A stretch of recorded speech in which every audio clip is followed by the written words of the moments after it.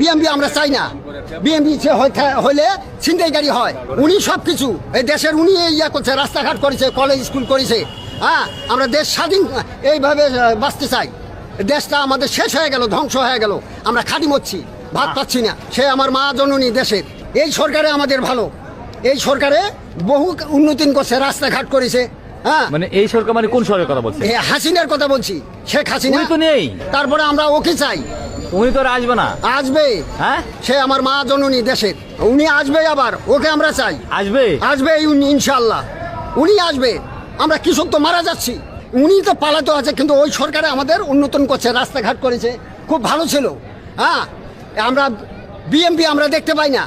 উনি তো সন্ত্রাস, রাস্তাঘাটে টোপলা গাড়ি নেবে, সন্ত্রাস রাস্তাঘাটে নামি যাবে। ওই সরকার ভালো না, আমাদের আওয়ামী লীগে ভালো। এ দেশে শান্তি ছিল, আমাদের উন্নতন হয়েছিল, কৃষকদের জন্য খুব ভালো, উনি খুব ভালো করেছে।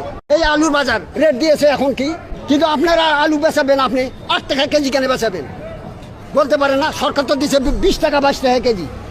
কই হচ্ছে? আমরা খাঁটি মরছি, ভাত পাচ্ছি না, আমরা তো কৃষক মারা যাচ্ছি।